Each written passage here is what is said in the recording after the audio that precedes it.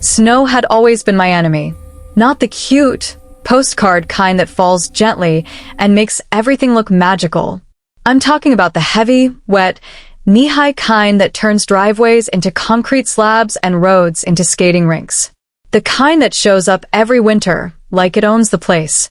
I lived in a quiet suburban neighborhood governed by one of those homeowners associations that loved rules more than common sense. You know the type. They measured grass height with rulers and sent warning letters because someone's mailbox was too expressive. I kept to myself, paid my dues, followed the rules, never caused trouble. Until the winter, I bought my portable snow melter. I work in industrial maintenance. One of our old projects involved mobile heating units designed to melt ice safely on construction sites. When the company upgraded, I legally purchased a compact unit meant for residential use. It wasn't loud, wasn't ugly, and didn't damage pavement. It simply melted snow into water that drained away. No shoveling. No salt. No back pain. To me, it was brilliant. To the HOA? The first time I used it was after a brutal overnight storm. 12 inches of snow, easy. I rolled the melter onto my driveway, powered it up, and watched steam gently rise as the snow vanished in clean lines behind it. I was halfway done when I noticed people staring. Mrs. Delaney from across the street stood frozen on her porch, coffee halfway to her mouth. 2 neighbors slowed their cars just to gawk. One even pulled out his phone. Then came Brad. Brad was the HOA board president. Retired. Bored. Drunk on authority. He stomped across the street, boots crunching aggressively. "What the hell is that?" he demanded. "A snow melter," I replied calmly. "Safer than salt. No damage." He squinted at it like it personally offended him. "Is that approved?" "It's not prohibited," I said. I checked the bylaws. Brad's face tightened. That was mistake number 1, correcting him. "This neighborhood has standards," he snapped. "You can't just roll out experimental machinery." "It's quieter than a snowblower," I said. He crossed his arms. "People are uncomfortable." I looked around at the perfectly cleared driveway behind me. "People are watching," I said. "That's not the same thing." He muttered something about reviewing the situation and stormed off. I finished clearing my driveway in under 20 minutes. That should have been the end of it. It wasn't. 2 days later, the HOA email went out. Subject: unapproved equipment usage. They didn't name me directly, but everyone knew. The message warned against non-standard snow removal devices and claimed they posed potential risks to neighborhood aesthetics and safety. Aesthetic risk. From melting snow. Then the comments started. Someone posted in the HOA Facebook group, "Guess we're living next to NASA," another added, "Hope that thing doesn't summon aliens." Brad himself chimed in, "Safety first. Some people think rules don't apply to them." I didn't respond. I should have known better than to stay quiet. At the meeting, Brad smirked as I explained how the unit worked, provided documentation, and even showed that it met all safety standards. He didn't care. "This isn't about safety," he said, slipping up. "It's about uniformity." I asked, "So loud gas snowblowers are fine, but silent melting isn't?" A board member coughed to hide a laugh. Brad's smile disappeared. "Decision stands," he said. "Stop using it." I nodded. And I complied. Mostly. State of emergency declared. Plows stretched thin. Roads marked. Use only if necessary. The HOA sent out a proud email. Residents are responsible for clearing sidewalks and driveways to ensure emergency access. I looked at my snow melter sitting unused in the garage. Then I looked at the bylaws again. They only restricted usage on private driveways. They said nothing about sidewalks or the main access road. I remember the time because the wind woke me up, rattling the windows like something wanted in. By morning, the world outside looked buried alive. Cars vanished. Sidewalks disappeared. Even the streetlights looked shorter. 30 inches, just like they promised. I stood in my garage, staring at my snow melter. Brad had won, technically. I wasn't allowed to use it on my driveway anymore. That violation notice was very specific. Driveway. Nothing else. I smiled. I rolled the snow melter out, but not onto my driveway. I aimed it at the public sidewalk in front of my house. The machine hummed quietly as it always did. Steam rose in soft white clouds while the snow simply vanished. No scrapping. No salt. No damage. Just clean, wet concrete. I worked slowly, methodically. By 8:30 a.m., the entire sidewalk in front of my property and halfway down the block was perfectly clear. People started coming outside. One neighbor nearly cried when she realized she didn't have to shovel. Another took pictures. Has anyone seen the snowplow? The main road is still blocked. Replies flooded in. My car is stuck. Ambulance couldn't get through earlier. Someone needs to clear it now. I checked the bylaws again.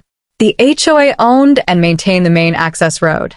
Residents were not allowed to operate snowblowers or heavy equipment on it without HOA approval. I didn't touch it. I just watched. Distant at first. Then closer. Then stuck. An ambulance had entered the neighborhood and couldn't get through the snow-packed access road. The plow hadn't arrived.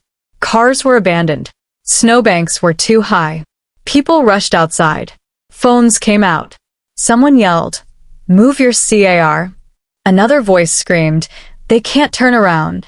I stayed on my porch. Brad came running, slipping, cursing, red-faced. "Why isn't this road cleared?" he shouted.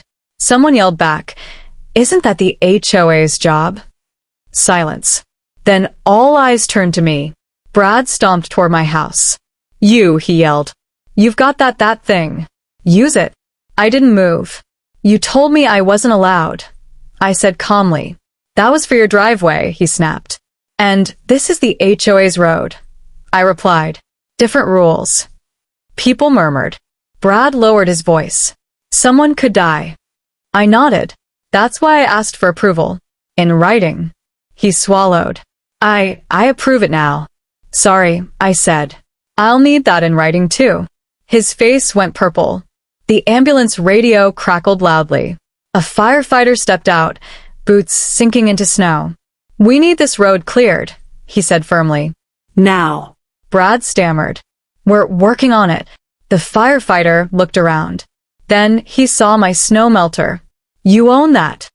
"Yes." "Can it clear this road?" "In about 20 minutes."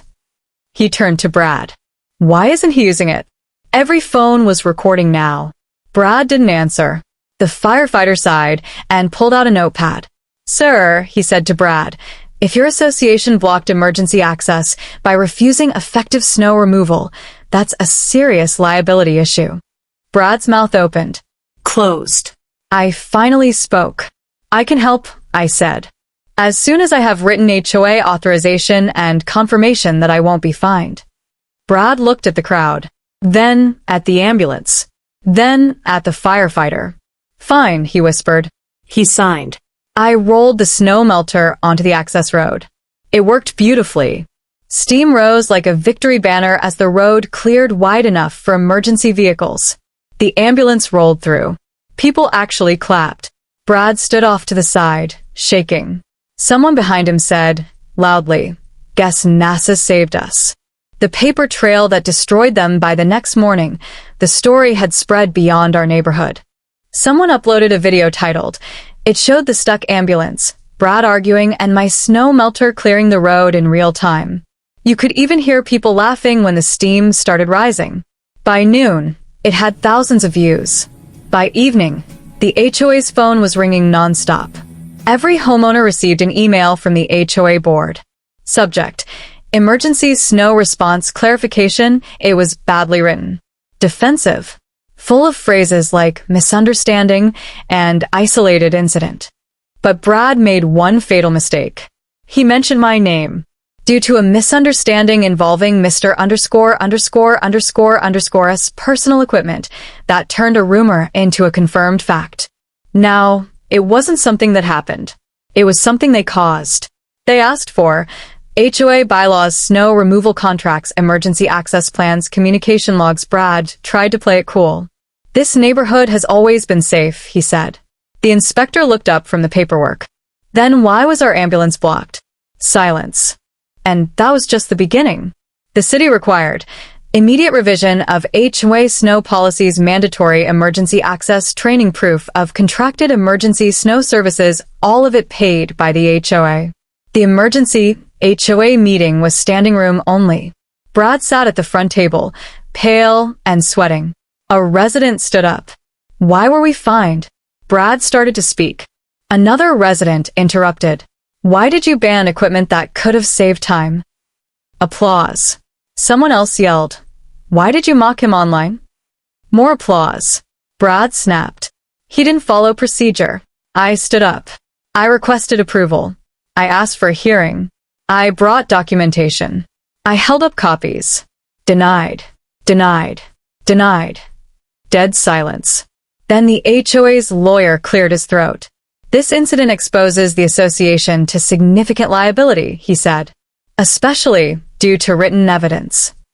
Someone asked, whose evidence? The lawyer looked at Brad. His emails. His posts. His signature. Every head turned. Brad didn't even wait for a vote. I resign, he said quietly. No one stopped him. A week later, I received a letter. The HOA formally apologized. They cleared my violation, paid my legal consultation fees, approved my snow melter for community use. They even asked if I'd be willing to help during future storms. I agreed. For a fee. Brad tried to sell his house. Because the listing comments mentioned former HOA leadership involved in emergency access controversy. Turns out the internet never forgets. This brings the story to a strong, satisfying ending and wraps up all consequences.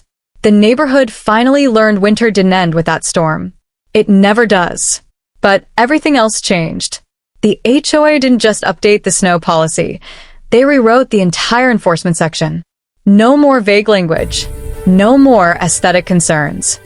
No more one-person power trips. Any equipment that improved safety, reduced environmental damage, allowed faster emergency access was now encouraged, not punished. The snow melter was officially listed as approved community equipment. 2 weeks later, another storm hit. Not as bad, but bad enough. This time, Brad wasn't there. Instead, the new HOA president, a calm woman named Linda, knocked on my door at 6 a.m. Would you be willing to help clear the access road? She asked. The same neighbors who joked about NASA now brought me coffee. Someone made a sign that read, kids called it the steam machine. No one laughed anymore. They watched with respect. In March, I got a call from the city. They wanted to know more about the snow melter. Turns out the video had reached a municipal safety board. By the next winter, 3 neighborhoods were piloting similar equipment. All because one HOA tried to control something they didn't understand. I saw Brad once more. At the grocery store. He avoided eye contact. His house finally sold, below market value. I didn't gloat. I didn't need to. This wasn't about revenge. It was about power without knowledge. About people who mistake control for leadership. And about how rules should serve safety, not ego. The next big storm came a year later. Emergency vehicles passed through without delay. Steam rose gently into the night. And for the first time since I moved there, the neighborhood was quiet. Snow had always been my nemesis. Not the kind of snow that decorates magazine covers, delicate and soft, that blankets streets and makes for Instagram-worthy scenery. No, I'm talking about the kind that bites through boots, sticks to gloves, and turns roads into icy death traps. The type that makes every homeowner in the neighborhood curse in unison, like some unwritten seasonal ritual. I lived in a suburb that looked perfect from the outside. Lawns manicured to a painful uniform green. Sidewalks straight enough to make a surveyor weep. Houses painted in shades of beige, tan, and taupe, the HOA's sacred palette. Everyone knew their place, and everyone followed the rules. Or at least they were supposed to. I kept to myself. I paid my dues, followed the rules, didn't put trash cans in the wrong spot, didn't let my lawn get too expressive, and, most importantly, I avoided trouble. But that winter, I made one simple mistake. I brought in science. It arrived on a snowy Tuesday morning, delivered in a nondescript cardboard box labeled Portable Industrial Snow Melting Unit, Residential Edition. I unpacked it carefully. It was sleek, sturdy, and surprisingly light for something that could melt 12 inches of snow in under an hour. I tested it on a small patch in my driveway. Steam hissed gently as the snow disappeared into puddles of clear water. No scraping, no salt, no noise that could wake the neighbors. It was almost magical. I couldn't help but smile. I felt like I had found the ultimate winter hack. Until I noticed someone standing across the street. It was Brad. He was the HOA president, a man whose smile never reached his eyes, and whose love of rules rivaled a drill sergeant's. Retired, bored, and armed with a clipboard, Brad was the self-appointed sheriff of the neighborhood. "It's a snow melter," I said casually. "Compact, safe, and extremely effective." He squinted at the machine, as if it had personally insulted him. "Is that approved?" "It's not prohibited," I replied, trying to stay calm. "I read the bylaws." Brad's face contorted. "This neighborhood has standards. You can't just roll out experimental machinery." "It's quieter than a snowblower," I said. "And it doesn't damage pavement." Brad's eyes narrowed. "People are uncomfortable." I glanced at the driveway behind me, now perfectly cleared. "People are watching," I said. "That's not the same thing." He muttered something about reviewing the situation and stormed off. I finished clearing my driveway in record time and went inside, thinking that was the end of it. I was wrong. They didn't mention me by name, but the implication was clear. Some residents mocked me online. "Guess we're living next to NASA. Hope that thing doesn't summon aliens." Brad himself posted, predictably, "Safety first." Some people think rules don't apply to them. Orange violation notice appeared on my door. Unauthorized equipment, potential hazard failure to comply may result in fines. The hearing was predictably absurd. Brad and his minions leaned back in their chairs while I explained how the machine worked, provided safety documentation, and even demonstrated how it didn't damage concrete. Brad smirked. "This isn't about safety. It's about uniformity." "So loud. Destructive snowblowers are fine," I said. "But quiet, efficient, safe snow melting isn't?" A board member coughed to hide a laugh. Brad's face flushed. "Decision stands. Stop using it." I nodded. I complied. Mostly. Plows stretch thin. Roads marked. Use only if necessary. The HOA probably emailed everyone. Residents are responsible for clearing sidewalks and driveways to ensure emergency access. I stared at my snow melter, sitting silently in the garage. Then I reread the bylaws. They only restricted usage on private driveways. Nothing was said about sidewalks or main access roads. I smiled. Science had one last trick up its sleeve.